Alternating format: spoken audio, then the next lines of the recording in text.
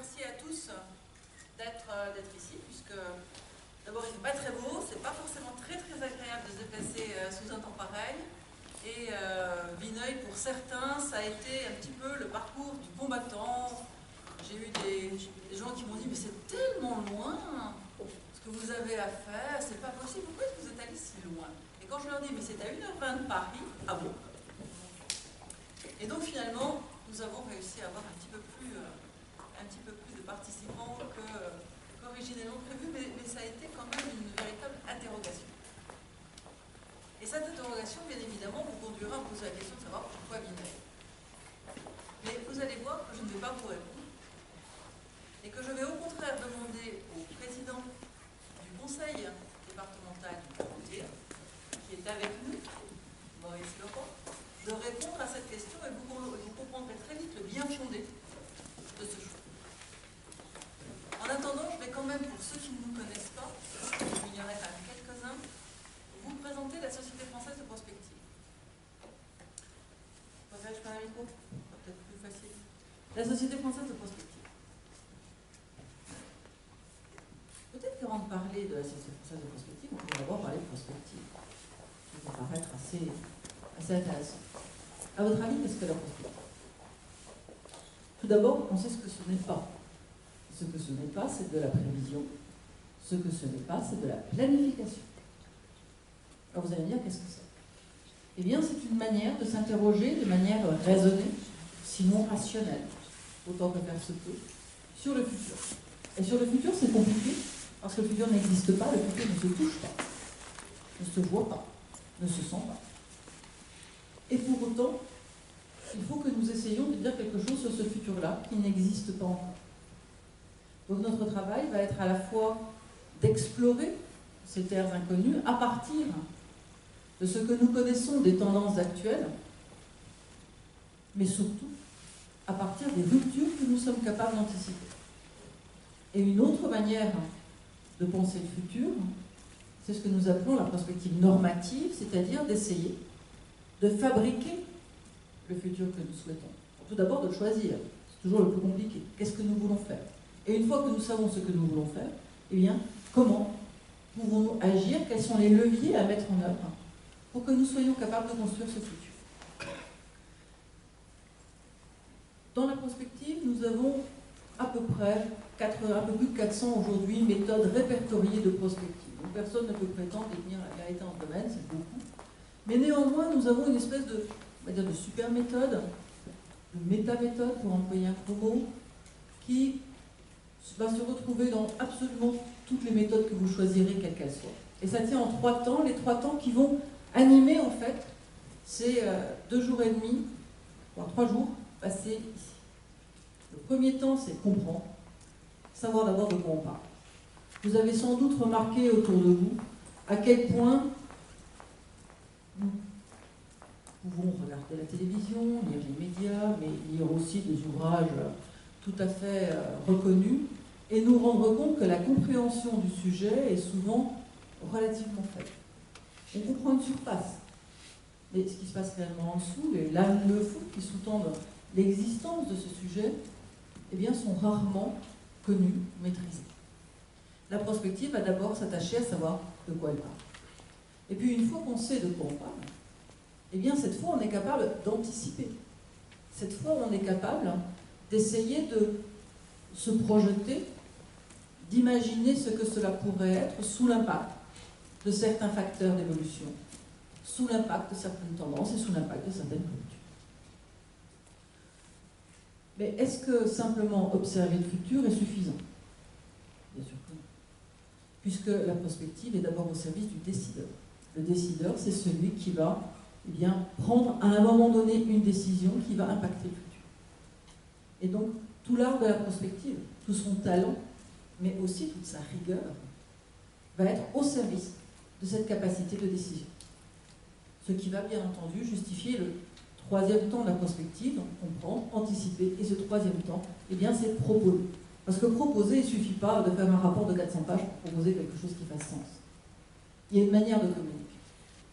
Il y a surtout une manière de monter, on va appeler ça dans une fois encore notre jargon, le macro-scaling, c'est-à-dire le fait d'être capable, vous voyez, de dézoomer de la carte, de remonter et de comprendre quelles sont les grandes articulations lorsque nous regardons un objet. Et pourquoi a-t-on besoin de ces grandes articulations? Vous avez tous entendu parler de ces fameux dommages collatéraux. Eh bien, les dommages collatéraux, c'est ceux qui se produisent lorsque on prend une décision sur un objet particulier sans forcément s'être rendu compte que cet objet était interconnecté à l'autre. Et là, on crée des effets en chaîne qui sont dommageables. Donc tout notre travail va être de comprendre les grandes problématiques de ce monde, mais à un niveau vraiment très pragmatique. Ensuite, d'anticiper leur devenir possible, voire souhaitable. Et puis, dans ce troisième temps, de proposer, eh bien, soit de montrer aux décideurs en quoi cela va altérer le cours des choses, soit d'essayer au contraire de construire ces choix que nous aurons. Et donc, c'est cette prospective que la Société française de prospective souhaite diffuser, souhaite mieux faire connaître, mais souhaite aussi profondément renouveler. Alors pourquoi renouveler? Parce que nous sommes à une période du monde particulière que nous appelons la grande transition, qui est une période entre un monde tel que nous l'avons connu, le monde à la fois agraire d'il y a quelques 2000 ans, le monde industriel que nous avons principalement connu ces 2 derniers siècles, et puis quelque chose qui va se passer demain. Notre demain ici étant très large, puisqu'on considère que la période de transition porte sur un siècle et demi. Elle a commencé à être identifiée au début du XXe siècle.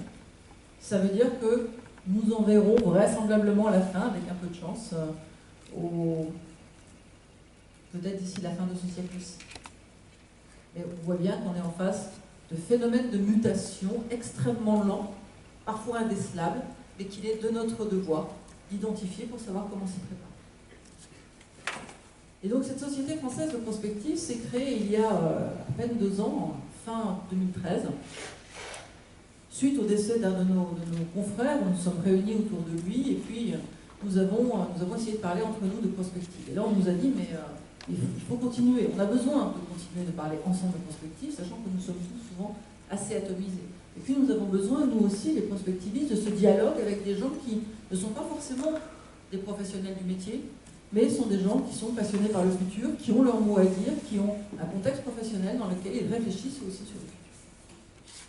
Et c'est dans cet esprit-là que nous avons créé une société dans ce terme ancien. Vous avez peut-être souvenir de la Geographic Society, de toutes ces sociétés du 19e siècle, qui étaient le lieu où se créait la pensée, en fait, qui devait devenir la pensée moderne. Et c'est dans cet esprit-là, eh bien, que nous avons décidé de créer cette société. Pourquoi française? C'est peut-être un nationalisme qui peut sembler un peu bizarre à l'époque de la mondialisation, mais simplement parce que il se trouve que dans le milieu de la prospective, pratiquement tous les pays aujourd'hui, enfin, beaucoup de pays qui en font, eh bien, ont des sociétés nationales de prospective, que ce soit en Corée, que ce soit en Azerbaïdjan, que ce soit en Égypte, que ce soit aux États-Unis, que ce soit au Canada, vous avez partout des sociétés nationales de prospective. Celle-ci est tout naturellement la Société française de prospective. Alors vous allez me dire quel rapport avec le futur camp. Cette Société française de prospective organise des événements. C'est une manière pour elle d'exprimer le résultat de ses travaux, mais aussi de contribuer à la réflexion. Ces travaux sont menés en commission, mais ils sont menés aussi, donc en commission c'est de manière continue, mais ils sont menés aussi lors d'événements de ce type. Nous avons comme événement, alors nous avons bien évidemment des petits termes, nous avons une jet, ça vous parle, hein, l'avion qui décolle, c'est la journée d'études. La journée d'études, c'est ce qui nous permet vraiment de lancer un sujet, d'aller le propulser, d'affiner ses concepts, vraiment de faire monter quelque chose en puissance. Nous avons GEX comme le tampon GEX, vous voyez, à récurer. C'est là où nous voulons gratter un sujet, on vient vraiment le frotter, on vient s'interroger, le critiquer, vous voyez, le passer vraiment au décapage pour essayer de le repenser. Nous avons le printemps de la prospective qui a lieu tous les 20 mars, donc vous pouvez d'ores et déjà le cocher sur votre agenda perpétuel. Ce sera tous les 20 mars, que ce soit un samedi, un dimanche, un jour de la semaine, qu'il pleuve ou qu'il vente, un 20 mars, il y a toujours un printemps de la prospective qui se déroule quelque part en France. Et puis enfin, ce congrès bisannuel, c'est une fois tous les 2 ans, c'est le moment, le lieu où se rencontrent à la fois les membres de la Société française de prospective, et ici plus de 50% de l'Assemblée est constituée de ces membres, et puis des personnes tierces intéressées, et c'est un moment d'échange entre ces deux communautés sur les résultats essentiellement que nous avons obtenus au cours de nos travaux. Ceci est donc le premier congrès de la Société française de prospective. Et pour le réaliser, nous avons décidé d'utiliser une méthodologie peu connue en France. C'est une méthodologie essentiellement américaine, très pratiquée dans les pays de culture anglo-saxonne, pays un petit peu, on va dire un petit peu moins formel que le nôtre, parce que c'est une non-conférence. Une non-conférence, ça veut dire que vous n'allez pas avoir une succession d'intervenants qui pendant 3 jours vont vous exposer un certain nombre de sujets et vous resterez gentiment assis dans vos fauteuils à écouter ce qu'ils vont vous dire. Une non-conférence, c'est un lieu où se rassemblent des gens dont chacun est potentiellement un intervenant. Vous n'avez pas de sujet défini à l'avance. Notre seul sujet, c'est le futur, dans toutes ses composantes, et sous une forme qui est: quelles sont les problématiques majeures qu'il est nécessaire de repenser de manière urgente d'ici 2050. C'est ce que nous appelons le futur à 362, tout domaine confondu. Vous allez avoir un mur, on appelle ça un mur collaboratif. Un mur collaboratif, c'est un grand mur sur lequel vous allez pouvoir venir poser des post-it. Vous avez tous reçu un petit carnet avec des post-it à l'intérieur. Vous allez pouvoir écrire sur ces post-it en 3 mots ce qui vous semble une problématique majeure pour le futur. Et vous pourrez venir coller ces post-it sur le mur, dans les cases bien entendu disponibles. Là où il n'y aura plus de cases disponibles, rassurez-vous, on en a au moins 36 d'ici la fin de ce séminaire, eh bien, on essaiera de savoir si on peut allouer d'autres espaces ailleurs, on se réorganisera. Mais ce qui est important, c'est qu'on soit au minimum 4 à 5 personnes par groupe. Ça veut dire que chacun d'entre vous va prendre ses petits post-it de couleur, mettre son nom dessus, et ensuite aller choisir où est-ce que vous voulez assister à une session de travail, c'est-à-dire en fonction des sujets qui seront abordés. Bien entendu, nous n'examinerons que les sujets qui auront recueilli effectivement le plus de membres, sachant que le minimum est fixé à 4 personnes. Et parce que, à la Société française de prospective, la créativité est importante, puisque nous essayons de repenser les choses différemment, eh bien, non seulement nous vous proposons une manière de travailler ensemble un petit peu non conventionnelle, dirais-je, en France, mais aussi, nous avons demandé à des étudiants, que vous avez là-bas, vous en avez 3 d'entre eux, vous en avez vu 2 autres à l'accueil tout à l'heure. Ce sont les étudiants, des ingénieurs, alors, une partie d'entre eux ingénieurs de 5e année, et les autres de 4e année qui vont rentrer en 5e année, de l'école d'ingénieurs des sciences et des techniques, l'ISTIA, Institut supérieur des sciences et des techniques de l'ingénieur d'Angers, donc qui sont venus pour nous prêter main forte sur des techniques de créativité. Alors nous aurons des backups qui les aideront un peu, mais voilà, ça sera aussi une manière pour eux de se mettre le pied à l'étrier, de vous apporter aussi des idées un peu fraîches et nouvelles et d'animer ces sessions de créativité vendredi et samedi. Enfin, dernier point, vous trouverez ici le guide du futur campeur. Le futur campeur, eh bien, vous êtes tous désormais des futurs campeurs et nous allons devoir vivre ensemble donc 3 jours. Ça veut dire qu'on a un certain nombre de règles qui sont juste des règles de convivialité, des règles d'être ensemble. Et donc, nous vous demanderons bien évidemment de prendre connaissance de ces règles et si possible, de les respecter. Je vais m'arrêter là. Je reprendrai tout à l'heure la parole pour vous parler un petit peu plus du détail du programme. Mais dans un premier temps, je voudrais céder la parole à nos 2 hôtes, si je puis dire. D'une part, Boris Leroy du Conseil départemental du Loir-et-Cher, je vais y arriver, et le colonel Ekpars, qui est le directeur départemental donc, du SDIS, le service... J'y arrive. le service départemental incendie secours du 41. Et enfin, alors bien entendu, tout le monde ne le sait pas, mais c'est grâce au conseil départemental que nous pouvons être ici aujourd'hui. Et ça, je tiens à le souligner. Le président Leroy nous a accueillis, nous a vraiment mis toute sa logistique à notre service.